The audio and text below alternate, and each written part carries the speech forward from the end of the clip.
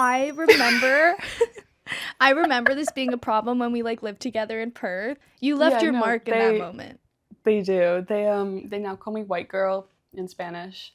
You know what I'm thinking of specifically, Louise? I think I do. It's a very, very big topic.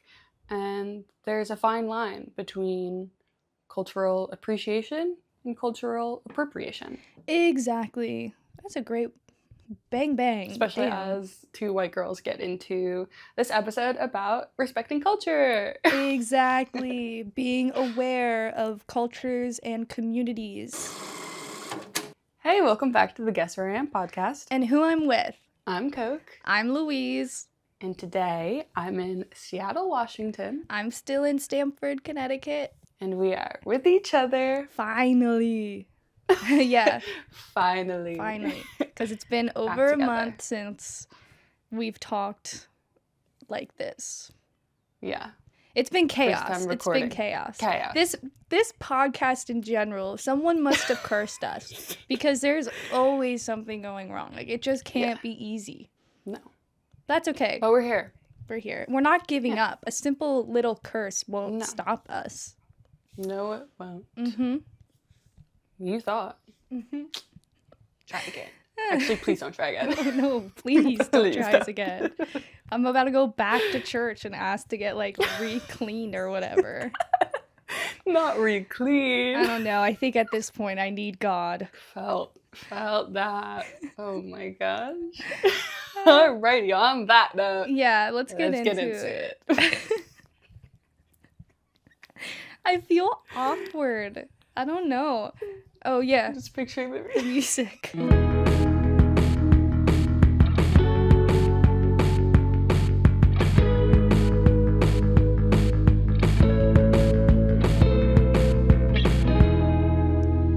No, I feel that too. Okay, let's, per usual, do that one more time then. Really?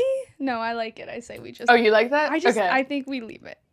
You know, okay, we leave it. Good, bad, and ugly. This is the season 2 energy. Yeah. Yeah. We leave stuff in. And we stay sober.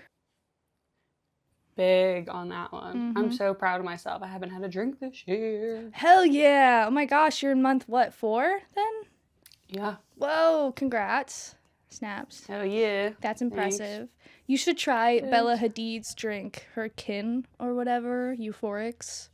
It's alcohol. Is it NA? Yeah, it's alcohol-free, and it's meant to, like, lift your euphoric spirit or whatever. Your spirit and make it euphoric. I don't know. Euphoric natural lift. Buzz, yeah, that you're supposed to get, but you should try it. You can get it at Target. Not sponsored. Not. Very much not. But we're open. Bella Hadid. We mention you, like, every episode at this point. She just applies to so much of our life. Yeah, because we really too are supermodels. Yeah. Crickets. Humble. Alrighty. Yeah. So, like we said, it's been a minute. Should we do a little catch up on what we've kind of been doing? Yeah. I mean, not really that much, but no, it's like stuff. Same shit, different day. Yeah. You've had a lot more of a change though than I have. In the way that you're in Seattle. Did we talk about this at all? True. No, we haven't. I've only recorded the thrills and spills. Yeah. Here. So, I don't know. Let's talk about Seattle. Yeah. So, I'm in Seattle. I think in episode 1, I was kind of like, maybe I'll move to Seattle. Maybe I'll move to Portland or just stay in Whistler. And then I think literally 2 weeks after we recorded that, I moved to Seattle. So I'm here. My work visa never came for Canada, and I spent like 5 months there not working. So it kind of came to a point of, I need to work. I can't just keep applying for remote jobs. This is what I tell everybody here when they ask me why I moved to Seattle. Because like, really? I'm like, I don't know, like, I don't want to be here. But really, it's because it's the closest, biggest city to the West Coast Canadian border that I could live in without a car that has kind of like everything I need close by. Mm-hmm. You know? Mm-hmm. Because I wasn't just going to move right across the border to some small town. No, that'd be boring. Stranded. Yeah. So I might as well move to a big city where I could at least enjoy life a little bit. Yeah. While Joe is finishing up the ski season. So yeah. Do you have like a timeline then for how long you're going to be in Seattle for, or?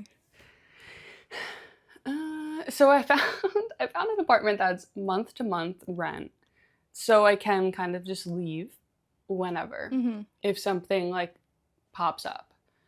But there's no set timeline. Honestly, whenever that Canadian visa comes through, I'm out of here. Oh, so you're still waiting for it? Goodbye. Oh. Yeah. Apparently it can take like years. Wow. And I'm not going to wait that long. Yeah. Like, there's a cutoff. There is a cutoff. I think the longest I'll wait, I'll speak this into existence, is July. Okay. And that's pushing it. Yeah. That's kind of pushing it. I don't know. It's an interesting period. Yeah. But do you like Seattle? You know, this is the nomad life. Oh, yeah. I like it. I would have never chosen to live here under any other circumstances. Like, it was never one of those cities where I'm like, I'm gonna live in Seattle, you know? Like I said, it just worked out because it's the closest, biggest city to the Canadian West Coast border. But it's good. It's good for right now. It's finally starting to get pretty outside. And I live right next to Green Lake, which is this really pretty big lake that's almost like a Central Park kind of vibe. Ooh. You know, apparently everybody flocks there during the spring. So you get your tan work on. right next to it. Exactly. I mean, don't look at me now. Still a little pale. God. You should see I'm like the color. I am. Yeah. I could use the summer sun. That's all I would say. Yeah. Is Connecticut finally starting to get warm? Like, no.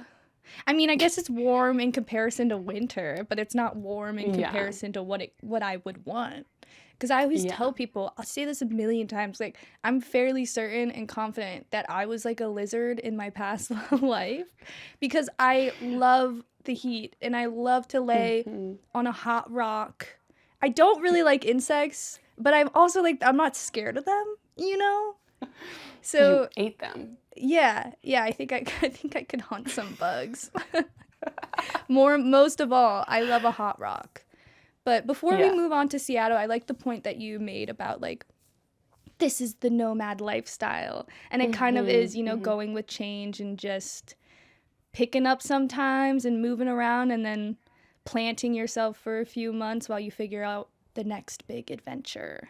Yeah. Which seems to be the place that you are right now. Yeah. Because I already have a new thing planned, but I don't know if I want to speak it into existence on the podcast yet. Okay, yeah, keep it a surprise. Yeah. Make the people want more, you know? Big things coming. But a very big thing. How's work going now that you're a barista? I am. I'm a barista, and then I'm also doing some branding stuff for this new cafe that opened. Yeah, it's been really fun. I really enjoy it. I enjoy the people. It's such a great community. It's really something I needed, moving to a new city where I knew nobody. I've met so many people already. Everybody is so sweet. It's fun making coffee again. But, you know, it's doing what it needs to do for the time being. Yeah, you're making money and you're living. Exactly. Sounds good. I like Seattle. I only spent a day there, but I did really enjoy being by the ocean and the mountains. I thought that was a beautiful view, and like you could see at least the areas that I was bopping around in. I saw Mount Rainier. How do you say it? Yeah. Rainier. Rainier. I could see it walking around, and it was like the most beautiful thing. And when you fly in and fly out, sometimes you can see it above the clouds, and it's just an insane view. Yeah, it's massive. I could see it. My apartment complex has a rooftop gym. Ooh. So random. But that's what I look at when I I'm on the Oh treadmill. my God, that's a gorgeous view. So cool. Can't complain about that. Would you ever go hiking? Oh, 1000%. All of the hikes though are a hike to get to. You gotta kind of drive far out of the city to get to. But Joe is visiting me for my birthday, and I think we're gonna go on a bunch of hikes while he's here. I'm very excited for that. Yeah, that sounds awesome. Your birthday's in May, right? Mm-hmm. Yeah, Yay. first week. Oh, that's so exciting. Yeah. I went solo hiking for the first time in New Zealand, and it was terrifying. You're lying. Look at this. If I go missing, it's gonna be somewhere here. And I did not like it. Like, the views were pretty, but the whole time I was like, who's gonna get me? Is it gonna be a man or a bear? Like, be real. I was actually in New Zealand, there's nothing that can kill you, but I was worried. I was like, the rocks are gonna fall on me. Yeah. No, that's scary. I was paranoid. How long was the hike that you did? It was a really long hike. It was in Queenstown. I think it's called the Tiki Trail, but I'm not positive. And it's from, there's a gondola, so I did the gondola halfway just because it was a little bit later in the day when I started. It was kind of spontaneous. I had nothing to do. So I was like, let me do this hike I found online. The hike was like 4 hours. And then by the time I got back to the gondola, it's just a really long story. But it was a really, really intense hike, and I was like bedridden the next day. I was super sore. I didn't bring enough water. I brought a tote bag with me instead of a backpack. I really like didn't do any research, and it's like a backpack hike. So I ended up putting like one tote bag ring around one shoulder and the other, and I made it kind of like a backpack. Which, what a hack. It does work. But I was so underprepared for that, and I shouldn't have done it alone. The happy end of the story, though, is by the end of it, I met this old woman towards the end of the hike, and she was just eating apples, and she was like, do you want one? And I was like, yes. And so I was like eating this girl's second apple, old woman's apple, and she was telling me about how her husband ditched her to, I don't know, sleep in or something, and she wanted to do like this hike, but it was getting late in the day, it was super dark, and then she told me there was a luge on the mountain. I don't know if you know what a luge is, but it's like it's like almost like go-karting without an engine. You just have like a brake that you use, and it's on the side of this mountain, and me and her ended up doing the luge together. And it was so sweet because I needed that older like wisdom, old lady energy. I needed like a mom vibe. She was telling me about all of her kids and everything, and I was like, I really needed this because I just did the longest. I feel like that's ever. you in a past or in the future. Yes, yeah, exactly. Coming to comfort yourself. So serious. I like paid like $10 for a picture of the two of us because I was like, I need to remember this. Yeah. So cute. That woman came in clutch because I was so close to a breakdown. Oh, and she offered me an apple and a good time. And a luge. I've never done the luge before. Yeah, that's a very like New Zealand thing, is the luge. Yeah. Or just like luging. I don't know if that's a word. To luge. I did one in Rotorua. Ooh. They're kind of scary. It was very, very fun. It's fun, but it felt like Mario Kart IRL. Yeah. She was more of a daredevil than I was. She was going faster than me, and I was like, damn, I gotta put on my I'm a bit of a scaredy cat here compared to her. Yeah. She was like in her 50s. That's so fun. Yeah. Maybe 60s. Love. Okay, besides the fact, hold up. Yeah. Actually, we need a therapy session on your trip to New Zealand, because I feel like every time you mention it, it's like so traumatic, but at the same time, such good experiences came out of it. So I feel like we really need to unpack that one day. Oh yeah, we do, because I did New Zealand with no planning, and I did it so wrong. Like, it's actually so easy to do New Zealand, and everything was difficult for me. I don't know why. Yeah. I think I was like, the travel fatigue was so strong, and I was so over it that like it was funny because I'd see these like really beautiful sights, and I'd be like, wow, I'm rejuvenated, I'm ready to go, and then I'd get back into the hostel room, all of that would be gone. I'd be like, oh, I don't know, dude, we'll have to talk about I feel like that's its whole own episode, is unpacking New Zealand. Yeah, because I would love to also go into depth about how you did it, because you had a van, and I was taking, like, buses everywhere, but I should have done the Kiwi experience, like, there's just... It's okay. We'll get into it eventually. Yeah. It is always drama. I think I'm just always dramatic, though. I need to learn how to chill. I feel that. I love the dramatics. I know. I can't help it. I love to over-dramatize my life. My life is a movie. It really is. And now we're talking about it in a podcast. Exactly. Because I can't help but yap and spill all the beans. Literally. But like I said, per usual, we got on a tangent. Yeah.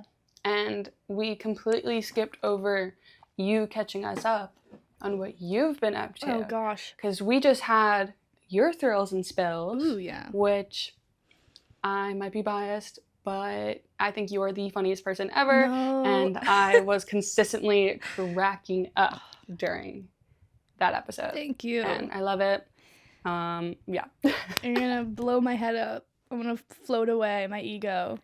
I will say that part of it was planned, you know. I did it. Part of it I wrote down so that I would make sure that there were jokes, but not all of it's natural. Don't put me on a stage.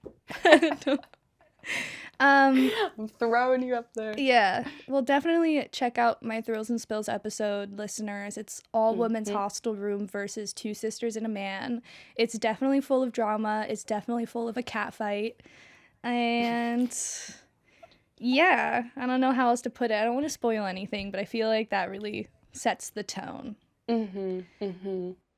That's all you need to know.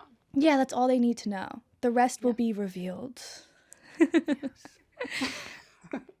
I guess other than that, my life has been pretty same old, because other than that, I'm still doing the freelance thing. But in happy fun news, Selena Smiley, my friend, roommate in Melbourne, who we did a interview with on season 1 about her travels through America, came back to visit me last week when we're recording this, and we re-interviewed her. And it was a super great interview. It's in New York City, and she actually got a hotel room. And so we have, like, these really beautiful views, like skyline views behind us, which is gorgeous. So good. And it was right, like, towards sunset. I don't know. I haven't looked back at the footage yet, but I'm hoping it looked as good as it did in the moment on camera. We'll see. We talked about some really interesting new stuff, but the cool part about her life right now is she's a creative director, and that means that she gets a lot of opportunities to travel with work. And so we did kind of talk about working versus traveling in our previous long form episode. But this one, it talks a little bit about that, but also how to be, like, a person, a creative, and do it at the same time. So it's a little bit more focused about your, like, a creative career path and what it means to be a creative while you're traveling, and how you can, you know, find whatever art that you want to make and, like, make it your job. And we talk a lot about, you know, finding a job that allows you to stay in one place but also gives you the opportunity to travel at the same time, and maybe, like, some difficulties you might find as a creative traveling. Yeah, so we talk about the highs and lows of that. I am so excited to hear and watch that episode, because I wasn't there for the interview. It was just Louise and Selena, the two besties. Missed. Reunited. Yes, we were reunited. I'm so excited. I've been on, like, the post-Selena depression, you know, because everything's so fun when your friend visits you and you get to, like, show them around your town, and then they leave, and I'm like, damn. And the weather sucks. I'm like, God, I'm just, like, in the dumps. Yeah. That just means it's going to pick back up sometime real soon. Spring. It's spring. So, do we finally, after however long we've been recording, get into the topic of this episode? Yes, we definitely should. This was your idea for the episode. It was. And I feel like I should probably mention the way that this episode idea came about. It wasn't our original episode idea until at work, I got a curry for dinner. We have a vegan curry. I got it one day. It's a little spicy. So the next time I got it, I asked the chefs to make it less spicy. But they only speak Spanish, so I got one of my coworkers to translate for me and say, can you make it less spicy? And they're going back and forth. And I'm like, what are you going back and forth about? And apparently they're making fun of me because it's not spicy. So I'm just standing there like, okay, like, what are you guys yapping about? And then finally, his name is Sky. He goes, they say it's not spicy. And I go, well, it was spicy last time. Okay? I don't know what you want me to say, but it was a little too spicy for my white ass. And then he says something back to the kitchen guys, and then they go, all right, they just won't add black pepper to it. I remember this being a problem when we like lived together in Perth, because you didn't like black pepper on anything. And it low-key drove me crazy because I was like, what do you mean? Like, it's salt and pepper. What do you I'm sure the kitchen will always talk about that. You left your mark in that moment. They do. They now call me white girl in Spanish. I don't know how to say it in Spanish. I would translate it, but I just know it means white girl. I will admit, I did tell this story. Selena took me to Soho House. She has a membership, and we went to the one in Brooklyn, and I was telling her that story when our server was, like, also a guy our age, came up and overheard the story and, like, literally jaw dropped. He was like, what are you talking about? Like, your friend doesn't like black pepper. I'm like, it's too spicy for her. And then he was like, well, then what would she order? I'm like, well, she can't order here, clearly. She would need like black pepper free food. He was so funny that he like kind of overheard the second half of that story and laughed so hard. Like, so equally funny. That could be your like two truths and a lie, because no one would believe that. Yeah, you know, like, I can't eat black pepper. Yeah, it's too spicy for me. Anyways, sorry, tangent. But yes, tangent. The reason this episode came about was because that same coworker who was translating for me, we took a shot of this juice that we make, which has cayenne pepper, black pepper, ginger, turmeric. It's called our wellness shot. And I forgot what was in it when he handed it to me. We were both feeling pretty tired that day. He's like, here, let's take this shot. All right, take it. I mean, what would you expect? Me taking a shot filled with cayenne pepper, black pepper, ginger, turmeric. Apparently my face was like the funniest thing ever. And he told me I need to de-white myself. And I said, de-white myself? That's a little difficult, but I kind of like the way you think, because that would kind of be a great podcast episode of cultures and, you know, being able to tolerate foods that you might not want to eat. Yes. Or respecting foods that you might not personally like, but that's somebody else's favorite food ever. You know what I'm thinking of specifically, Louise? I think I do. Oh my god, wait, what's it called? The fruit? Durian? Oh, don't even get me started on durian. When we were in Bali, we had a tour guide for a day when we were doing a bunch of excursions, and he was going on and on and on about how his favorite snack is durian. And all Louise and I knew was that this food you're not allowed to eat in most public spaces. You can't eat it in a car, can't eat it in the hostel. It's super stinky. Yeah, it's like banned in a lot of places because of how bad it smells. And it sticks, you know? Yeah. We didn't think about how it would actually taste bad as well. Especially because our driver kept going on and on about how it's his favorite childhood snack and how he eats it all the time. It's gotta be a flavor you grow up with, or you never have it. Yeah. So at the end of the day, we find a little vendor that's selling some. We're like, let's try it. You know, we're in Bali. It's a local fruit. Why not?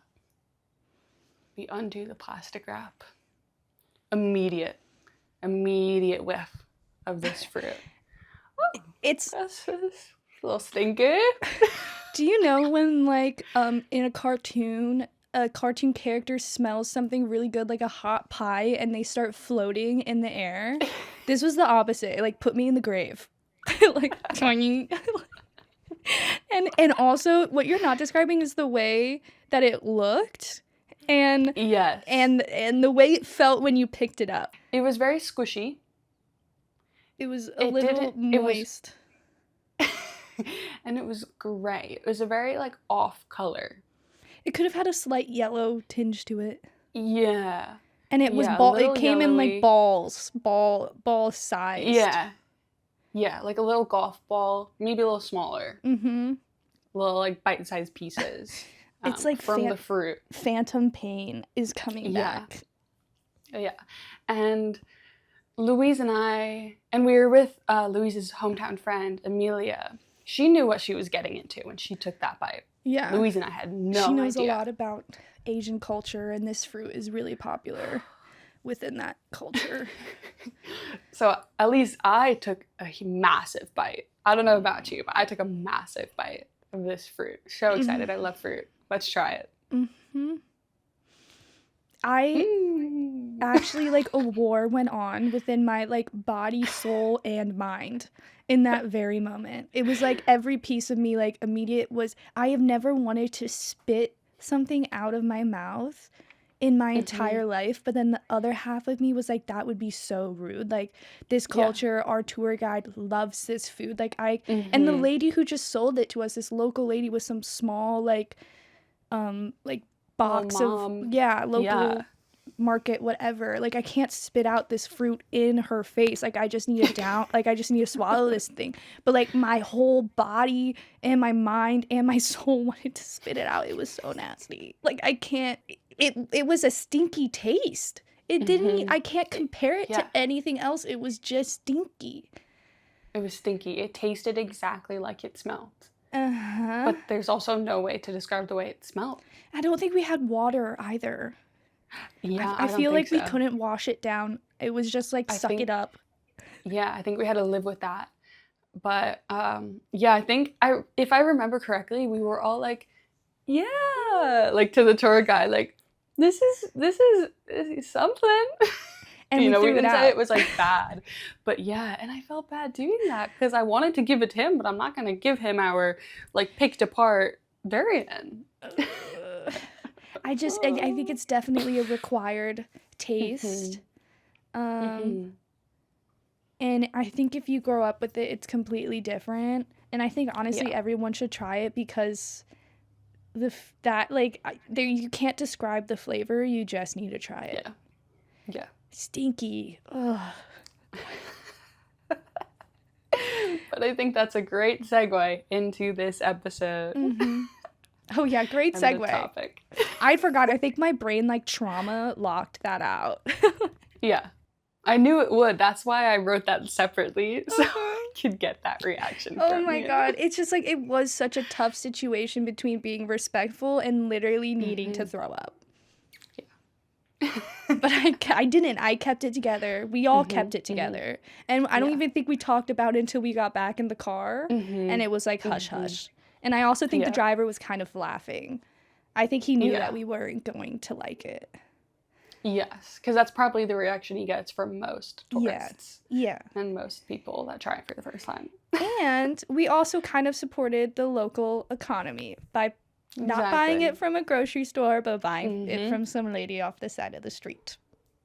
So we, it's okay that we didn't like it because we bought it ethically. We did. Try to find the positives within our behavior. Especially as two white girls get into this episode about respecting culture. Exactly. Being aware of cultures and communities when you're traveling. Yes. This is a behemoth of a topic. It is. It's a very, very big topic. And there's a fine line between cultural appreciation and cultural appropriation. Exactly. That's a great Bang, bang. Damn. Bang, bang. Nailed it. Okay, so we wrote down some notes so we don't get this wrong. Yes. Yeah. And I think, do you want to start?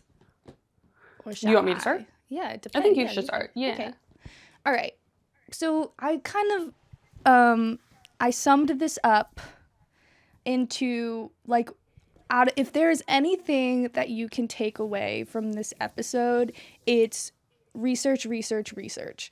Before you travel anywhere, you should do a little bit of research about the dress code, any gestures that might be good or bad, because body language can be very different in different cultures. Any greetings, making like an effort to say hello or please or thank you in the language that you're going into, and any like social and societal behaviors. Knowing that before you go is going to be really helpful in being respectful to their culture. And if you can't find any research, then make it your goal when you first land to observe the local people and then change the way you dress or the way you act depending on their needs and lifestyle, because you're visiting their home, so it's important to be respectful of their space and their ways and not be judgmental. I would say that's like the broad, and now we're going to go like more in depth about all those things. Yeah. Being open to what you see and your mindset, and being open to change. And not non-judgmental. If you're going to say anything about it, wait till you're in private, because it's rude to be like, oh my, I just remember, like, I guess looking back in Bali, I guess I would want to be less shocked about how affordable everything is for us being there. Like, our dollar conversion goes way farther, and I remember being very open to be like, oh my god, I'm like a millionaire, which was really fun, but like in reality probably kind of rude to be like that open about it around like local people, where like they don't necessarily they're not in the same position. And so like keeping moments like that to when we're in private in like our hotel room or hostel room or something like that. Yeah, for sure. I didn't even think about that, how even though we were living large in our private suites and then talking about that in front of other people about how we're millionaires is not really a respectful thing. So, no, keep it to yourself. Save it for when you're alone, because it's okay to talk about that stuff, but you got to be mindful. For sure. I saw this TikTok pretty recently about someone saying how they hate tourists while they're currently a tourist in another country. And even though that was kind of like a funny little video, I definitely think it had some depth to it. I mean, because there are those tourists, those classic with the camera around your neck, you know, the big backpack that you think of, and they put where they're visiting on blast. They're talking loudly, they're making fun of something that's not normal to them, they're always on their phones, or like the camera's up in someone's faces. But I think that's the kind of tourists that people hate. And then there's the tourists that are more respectful, that have open minds, that shop locally instead of large retailers, and they try new things, and even if they haven't done a little research, they come with a very open mind and understand that where they're visiting is someone else's home. So they try everything without judgment. And I think that video, although it was funny, it got me thinking. I was like, wait a second, but there is a difference. Yeah, you can definitely be a good tourist, and I think it's okay to be a tourist, because a lot of people love to share their cultures. Like, it's fun to see someone experience the things that you live and like have these positive reactions to it. And I think it's good to engage with like the local culture, like taking public transportation and eating at small businesses and like having conversations with locals, because it's the best way for you to learn the most about the area that you are traveling to. And that's something we also talk about a lot on this podcast, is like the personal growth and change that happens while you're traveling. And you're not going to find that if you close yourself off to appreciating the local culture and doing it respectfully. Yeah. No, for sure. I mean, when you mentioned the public transportation, I do want to mention you in Australia, in Melbourne, with some signs, some postage that there was your first time around. Oh my gosh. Yeah. You've got me locked down. Your memory's like a freaking steel See, the thing cabinet. is, it's not.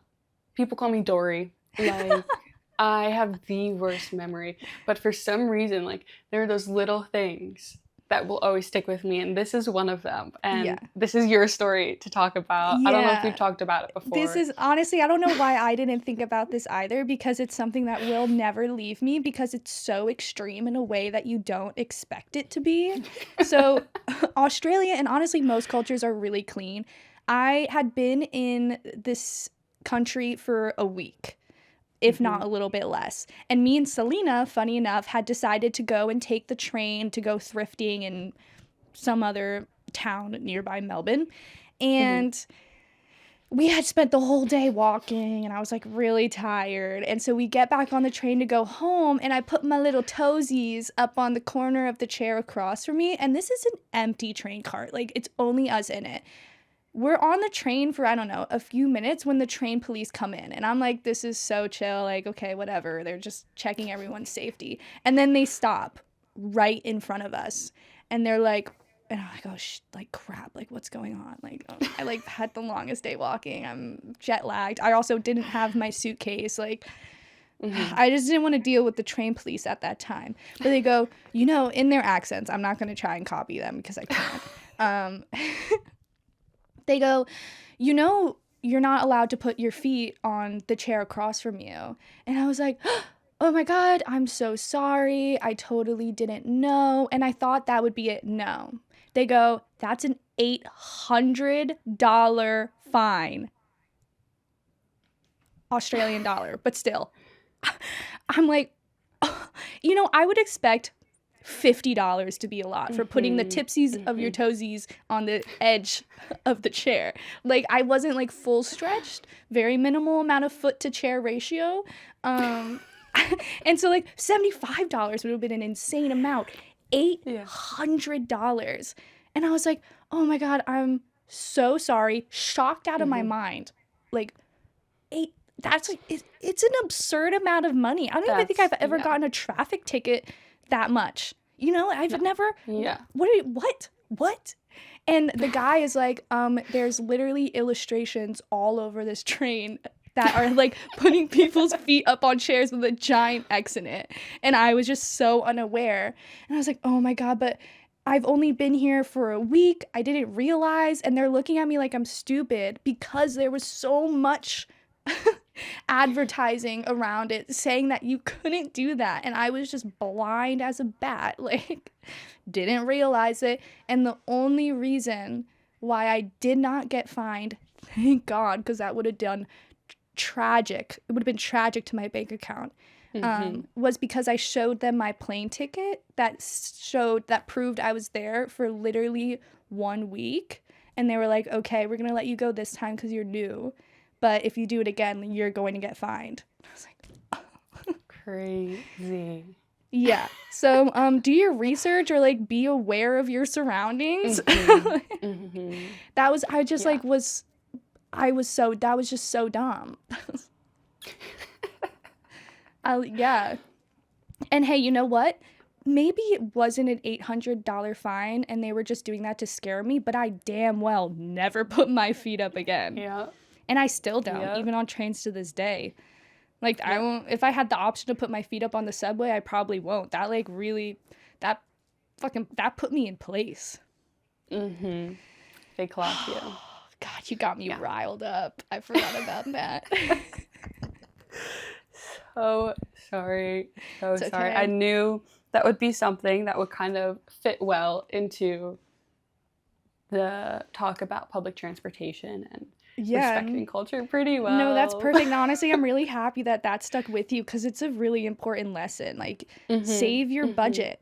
Be by being respectful. By being disrespectful, I almost lost $800.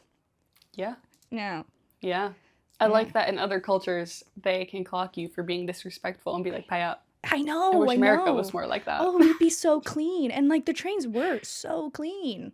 Yeah. Yeah, it was really nice. Yeah. But I'll move away from that riled you up a little bit. Yeah, it's okay. I'm okay. It's good to talk about, you know. It was like built up. I think I was bound to release. Yes, for sure. Just like New Zealand for you. Yeah. God, I can't catch a break, man. Oh my gosh. But one thing that you kind of briefly mentioned was how a lot of cultures are excited to teach you their culture, and they invite you into their culture and what's normal for them. And one thing that stuck with me that I was like a light bulb for me of like, oh my gosh, like I'm being welcomed into their culture. And this is the smallest thing ever. I think it was also like our second day in Bali, but when we went parasailing and we were dancing on the boat and all of the men kept calling us sister. And I was like, we're one of them. Yeah. They accept us. I think they were kind of dancing with us too. They were. Yeah. They loved my white girl dancing. They were playing good music too. Yeah. That was fun. But that was one thing that I'm like, okay, they're very welcoming. The language of dance. We all speak it. Yes. As bad as I might be at dancing, they loved it. They found it entertaining. And I also think, like, along with that, don't expect the people to bend to your needs or like your daily clock. Like you're not gonna, they will not change their culture to suit your culture when you're in their home. So also an example about that is like the idea of a siesta or like a break in the middle of the day that some places in Europe have.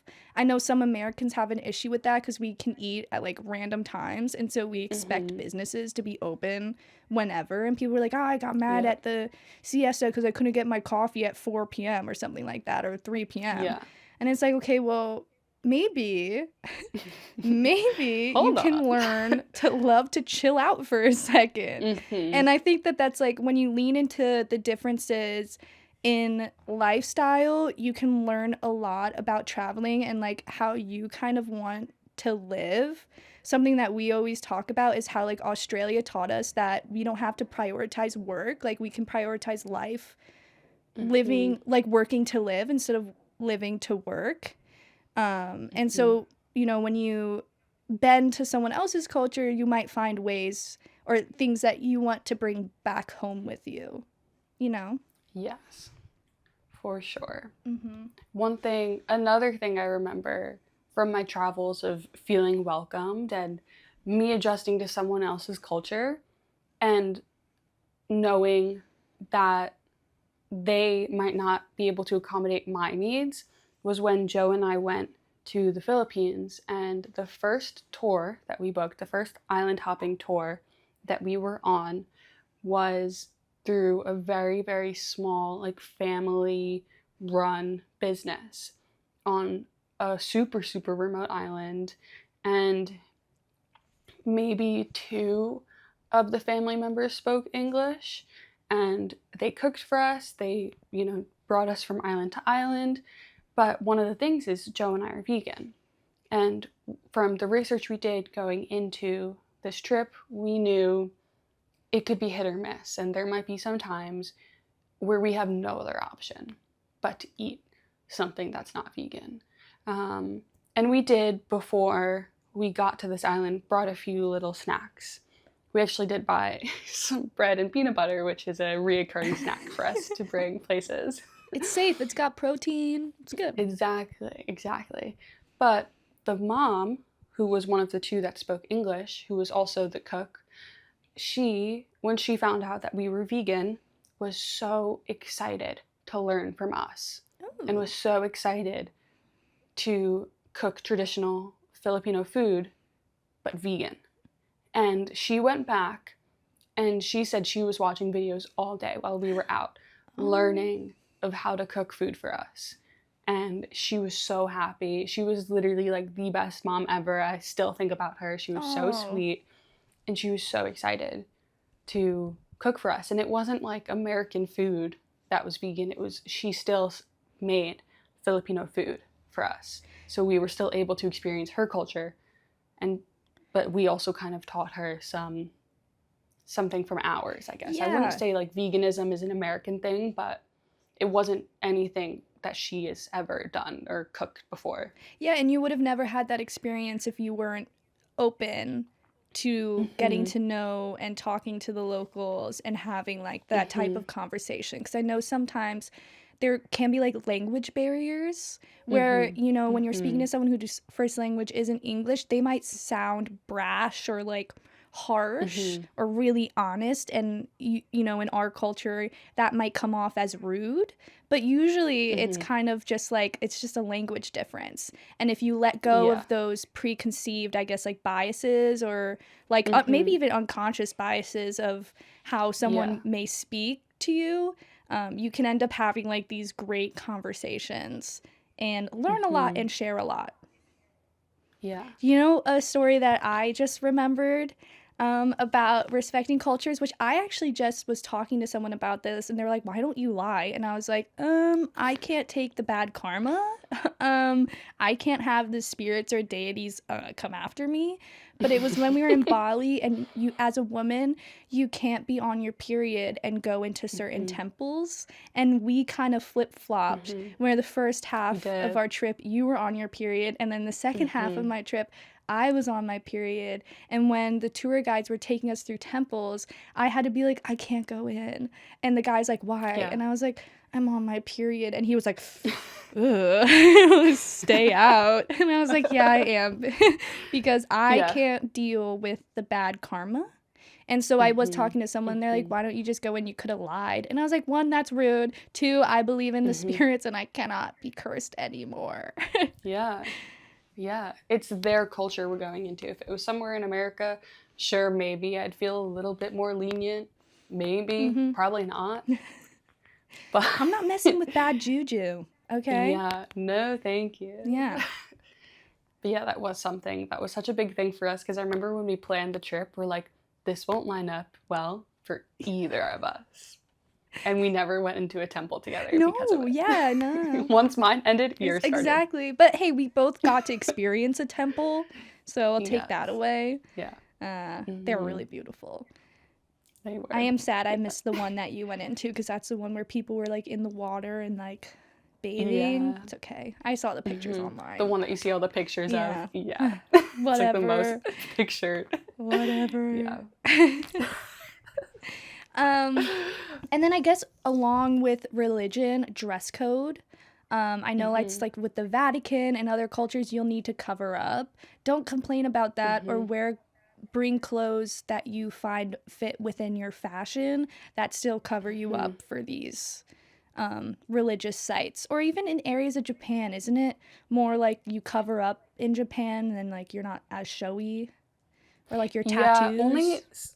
Yeah, some areas. I thought I'd have to cover up more than I did, but when you're in like the major cities in Tokyo, I didn't have to cover up because I only have 2 that are normally out on show. The rest are pretty hidden, but I just wore long sleeves regardless the entire trip, just to be safe. You know, I wasn't trying to get any bad juju, like you said, and disrespect anybody. But then again, I saw so many people, local people, covered in tattoos. So I'm like, all right, maybe I didn't need to wear long sleeves, but safe than sorry. Yeah, that's exactly. And then there are also some places like in Bali, they gave us, do you remember what they were called? No, but they were like scarves, or they looked like scarves, but you wrap them around your body differently. Yes. Oh my gosh, I can't believe this word is escaping me. But they gave them out at the temples for the people that weren't covered up enough. And I think even if you were wearing pants, I think they still preferred if you put one on. So there are, in places like that are kind of touristy, they might have that for you, but don't rely on that. Yeah. Do your research before going somewhere, especially a religious site. Or be observant. If you can't find the research, go prior and see what other people are doing and then copy or mimic that. Yes. But again, cultural appropriation, don't mimic it. Yes. There's the fine line. Yes, there's a fine line between respecting culture and taking advantage of it. Yeah. Yeah. Yeah. Exactly. Dude. And it's not our place as two white girls to tell you, this is the line, this is, you know. Yeah, exactly. We're just here to tell you to be observant, to be aware, to do some research. Exactly. Exactly. I guess then the last major note that I had was respecting the environment as someone who loves me some trees. Always leave things the way that you found them. Don't leave your trash. Even maybe pick up trash if you see some. You might as well clean up. It's like not only is it better for the world as a whole, but you're also representing your own nationality and culture when you're visiting a new place. You don't want to make the locals like dislike you and where you come from because you're being an a-hole and like leaving trash everywhere or like being extremely disrespectful. Like, you're representing your own home, so you don't want to like give a bad impression. Yeah. I mean, America already has a pretty bad rep, and prove them wrong. I remember traveling and being called the nice American. I'm breaking the stereotypes. Yes, we can fix our reputation. Exactly. And I also, this is a deep memory that I just remembered. I want to say we were in Melbourne the first time together, and we were at some dumpling restaurant, I want to say it was, and it was just us two, clearly both Americans because we're yapping to each other, and this table of 4 boys sits next to us. Do you remember this? Oh, yes. Yes. And they start going on. Were like 2 of them American or something? Yeah, at least one. I want to say 2 of the 4, or yeah, at least 1 was American. And they start talking so loudly about being from America. And mind you, this is a very, very small shop. Little restaurant, mom and pop's kind of restaurant that we're in. And they are talking so loudly. I don't know if they were trying to get us to join in on their conversation by mentioning America so much. Yeah. It kind of felt like that's what they were doing. It kind of felt like they were trying to get our attention. But, you know, we tend to have big heads, so who knows? We could, everything's about us. That's Anyway.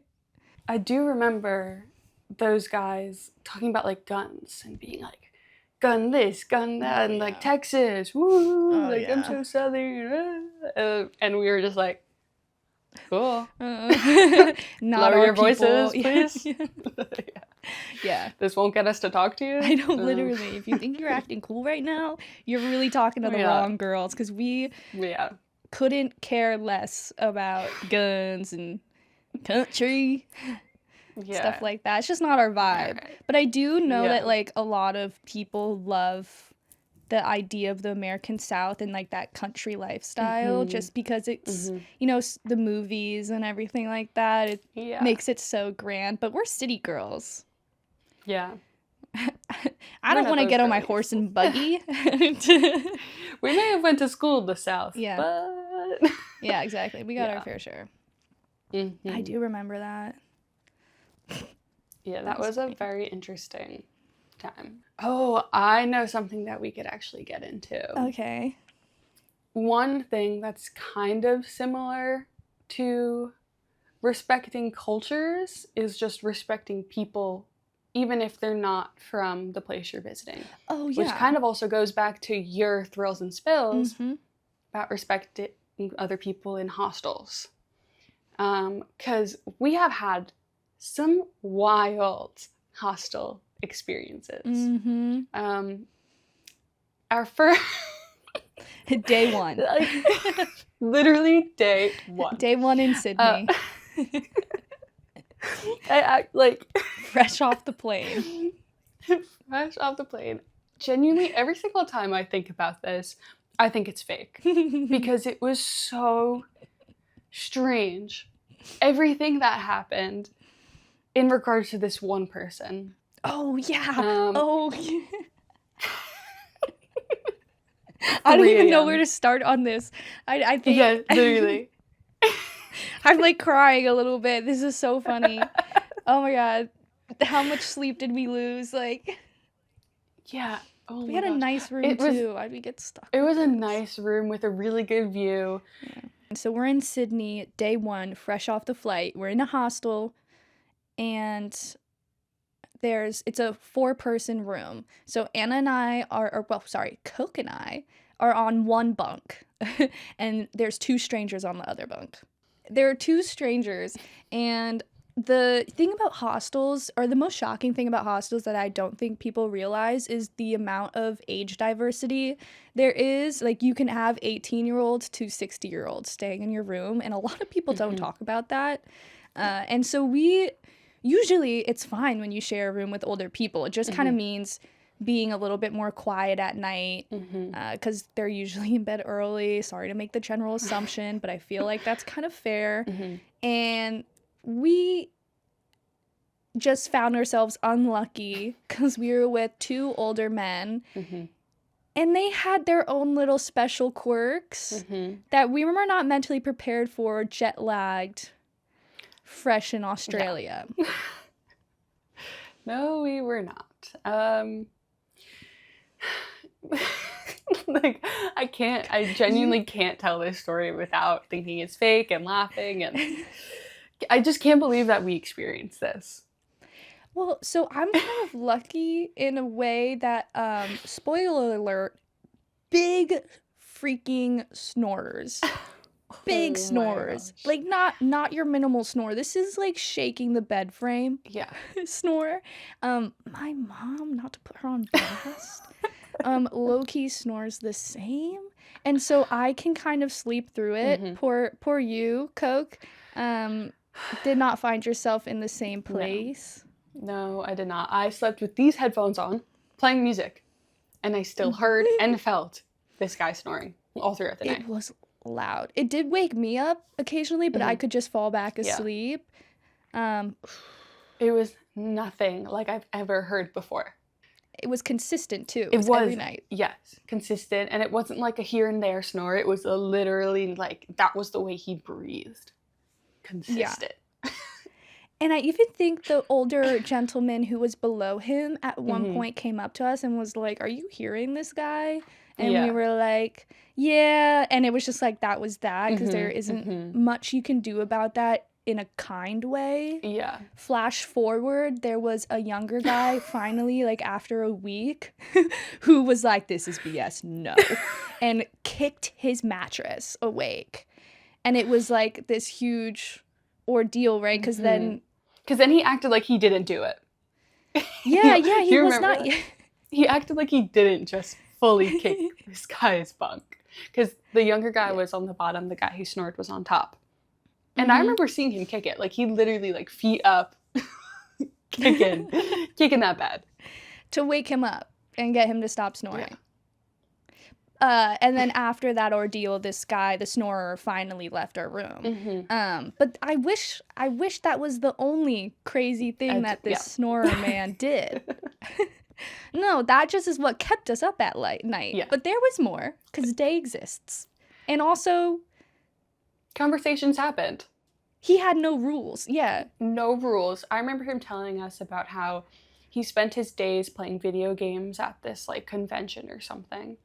But in one of these short conversations that we had, he was telling us about how he just got to Australia, and he was asking us if we found that people respected our culture and our religion, and that if we felt like we belonged. And we were kind of just like, yeah, like, nothing too crazy. And then we're not really religious, so it was like, no one's been disrespectful to us or anything. Like, it's been chill. Yeah, and he's like, not for me. He's like, I feel so disrespected. I feel so out of place. Going on and on. He couldn't find a community. He was like, I feel lost. I can't find connection. Just kind of starting to trauma dump on us at one point. Yeah. And we didn't really know. And he felt like he was having some, like, racist interactions as well. And we had no idea how to respond because we hadn't really had a conversation with this guy before. And now he's coming in really hot with some hot topics and like kind of emotional. I think he was looking for support, but like we were jet lagged, haven't slept because he was snoring and did not know how to help him kindly. We were like, oh, Yeah. Okay. Yeah. It was so awkward to kind of try and comfort this absolute stranger that's been keeping us up at night after we've traveled halfway across the world. Until then, the next day. This is when I genuinely think the story takes a turn to be the part that I'm like, how did that happen? I think this was also the night after we got back from a music festival, if I remember correctly. Yes. So we're a little tipsy. I think you were midnight, past midnight. Past midnight. I want to say you were asleep. I was awake. I was on the top bunk. I was on my phone. And he comes in. Oh, also, rewind a little bit. He kept the strangest schedule. Like, when I say he was playing video games all day, he would be up until like 5 a.m. playing video games, would get back and start snoring at 5 a.m. till like noon the next day. Like, that's when he was asleep. So, but he gets back at a little past midnight. He walks over to the bed, Louise and I's bed, right up in my face. He sees that I'm on my phone. He goes, "Can I turn on the lights?" There are multiple light switches, so I'm thinking it's going to be one of the smaller ones, like on his side of the room, or like his little light by his bed. And I'm like, okay. All the lights go on. Wakes me up. What? And this man then comes back to the bed and is standing right next to the bed, so his body is just fully in Louise's face. She wakes up to this man. Horror. Wakes up to horror. I'm like, well, what nightmare is this? Standing so close to your face. And he's up at the bed trauma dumping on me, telling me how he changed his religion. That day, the next day after he told us how he didn't feel respected and didn't feel like he had a community in Sydney, he changed his religion. It took him less than 24 hours to fully convert. Don't know what he converted to or from, but it's literally midnight. He turned on all, like, I feel like this is also one of these stories that, like, you had to be there. Like, we're probably thinking it's so much funnier than it is. No, but, like, it low-key is, because you don't really hear people doing a 180 like that, yeah. You know? Yeah. And then telling, like, complete strangers. Yeah, we didn't know him at all. This is like the only 2 conversations we've ever had with him until he was complaining about the kid who was kicking his bed. And we were like, yeah, but dude, you're snoring. Stop snoring. Yeah. And so it was just wild. Also, post music festival, tired out of our minds. When you say, "Can I turn on all the lights?" you mean you turn on the small light that's usually attached to your bunk. Not like all the freaking lights that you wake up everyone. That's disrespectful. It's literally past midnight where there's people. I was asleep. Yeah, just because I was on my phone. I wake up to the lower half of a man's body in my face.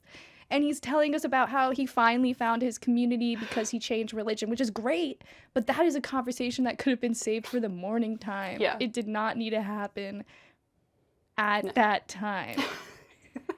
It was just like, that was so wild. And I don't think we knew how to respond. No. I don't even think I said anything. Yeah. I think I kind of just rolled over and I was like, all right.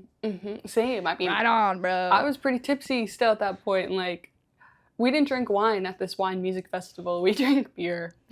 Yeah, we were drinking. Yeah. And like I said, it was past midnight. So it's great. It's great that he was able to find a community, and it was great that he was open, I guess, to making that change. Yeah. Something we were talking about earlier. It sucks that he was feeling so lonely that he had to make such a intense change to his life. Yeah. But he could have done it in a more graceful manner when it comes to us, because it was just like this tiniest bit of an inconvenience to be woken up past midnight. All the lights are on, and he's now trauma dumping again, and we're just like scratching our heads like, wait, is this real? I don't want to sound mean. I hope I don't sound mean. Yeah. all power to him. Like, I hope he's still doing well. But it was like one of those times where, you know, he hadn't been back, you know, maybe we would have gotten a full night's rest. Yeah, time and place for trauma dumping. Yes, exactly. Time and place and people you know. Please don't trauma dump on complete strangers. He was also older. He was at least in his 40s, you think? Yeah, maybe even 50s. Like, yeah, he was, I don't think we mentioned, but this was an older gentleman. Yeah. I wonder what's going on there now, you know? And it's funny because we would talk, like, to other girls. We had one other friend in that hostel, and she had a room with all girls and was, like, having so much fun. And we're like, oh, my God, we, like, can't sleep at night because this guy is waking us up or snoring. Yeah. Because we were this was, like, the first week of our trip. We're trying to save our bank account and save money through a co-ed room. Our fault, I guess, on that. And also, because some hostels do have age restrictions. Even though, like, age isn't really talked about, it's probably because most have age restrictions. I've seen that you can't be above, like, 30, I think. I guess this wasn't one of those. Because nothing's ever easy. No. We were losing our minds after a week. I think part of it has to be us. I think we just attract weird characters or unique characters, to put it better. I personally like it. It keeps me on my toes. I feel like, ooh, what am I juggling today? Yeah. You know? Who am I going to interact with? Yeah. Yeah. What story can I write for the pod? I feel like that could potentially be the little bit of info that we have on respecting cultures and this topic. Yeah. Do you have anything else? Yeah, of course.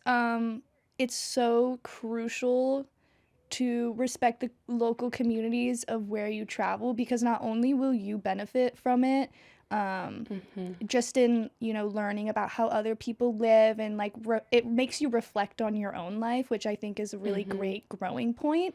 But then you really get to, you know, meet amazing people, because everyone has always been so kind and so sharing that if I was closed off or disrespectful, I would miss out on so much that's really important. And also, there are some really great resources online. I like did some quick research to make sure I wasn't like saying anything stupid, because the last thing I want to do is like misinform.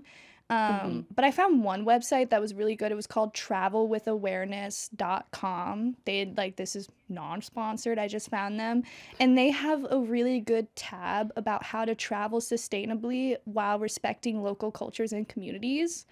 And it like it breaks it up into categories, even down to like buying, instead of buying souvenirs, doing local things like walking around the town or getting a local tour guide, just to give money back into these local small economies, because that's what's also really great about tourism, is that you can support a small economy as long as you're doing it ethically. Yes. So check out their website if you have questions, or of course you can reach out to us. Yeah. What about you? There's a lot to learn. Oh yeah. No, I think we kind of hit the points that we can talk about. Yeah. Like I said, we're just two white girls that have only traveled to a handful of countries. Yeah. There's so much for us to still learn. Mistakes will probably be made. Per usual. But the point is to learn and move forward in the right direction. Yes. To be open. Yes. Yeah.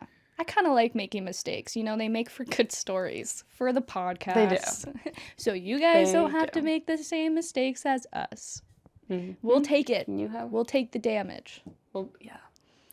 Hopefully not too many more times. Or hopefully not another $800. Yeah, well, thank God I didn't end up having to pay that. Yeah. Ugh. I don't even know if that's real. They could have, I feel like part of that could be like propaganda, you know, they're just trying to scare me into place. But I believe it also. Australia's crazy. I believe that. Yeah. Oh, do you know, this is actually completely off topic, but I was watching The Amazing Race, or my parents were, and my dad came down and they were in Bali, and I'm pretty sure they did the same ATV tour that we did, where they were like going under the waterfall and everything. Yeah, and I was like, no way. Was that on last night? No, I think it was last week. I don't know, whenever they were in Bali. My dad was like, yo, I think they did the same ATV tour as you. And I was like, no way. He was like, were you in the water going under waterfalls? I'm like, yeah, we were in the water. Yeah. And yeah, we were going under waterfalls. So and fun. All of us broke our ATV too at one point. Only the 3 of us. We were we were going too hard. we were like the end of the pack too. There were people in front of us, so they were doing fine. And nope. No, we were breaking our ATVs. It's just so dangerous looking back on it. Like, we were driving recklessly. Yeah. Doesn't Amelia also not have a driver's license? Did I make that up? Yeah, no, she doesn't. But I don't know if you need a driver's license to ATV. I don't know. They didn't check. I remember her saying that afterwards, and I'm like, how? Her first time driving ever on an ATV, going through mud and waterfalls. Yeah. She's prepared for anything. Wild. Still doesn't have her license, though. Okay. I feel like we can conclude this episode. I feel like, too. I hope you, lovely listeners, took something away from this. By no means do Koke and I mean to be disrespectful in any shape or form. This is definitely a sensitive type topic, so we try to treat it with as much care and research as possible. Definitely do your own. There's that website I talked about, Travel with Awareness, that you are welcome to check out because it has a lot of really great resources about respecting local cultures and communities beyond what we talked about, with more examples and stuff like that. Yeah. And for each country, every city, every place is different. Yeah. All right. Alrighty. Well, we will see you in 2 weeks with a shorter Thrills and Spills episode where it's going to be just me, maybe. Or maybe I'll have a guest. I don't know. I don't know what I'm going to talk about yet. I have so many stories. Who knows? But we will see you then. And thank you so much for listening. As always, don't forget to follow us on Instagram, TikTok, Pinterest, YouTube, all the places. Do we post on Pinterest? I haven't. Oh my god, I need to follow our Pinterest board. I've been posting very minimally. It's just pretty pictures. Like, as for right now, that's all it is. Proof that we traveled. Yeah. Because right now it's all verbal. Yeah. So you get to see what we saw. But for now, we will see you then. We love you. See you then. Did you say I guess we're a podcast? Oh, I don't know. Did I?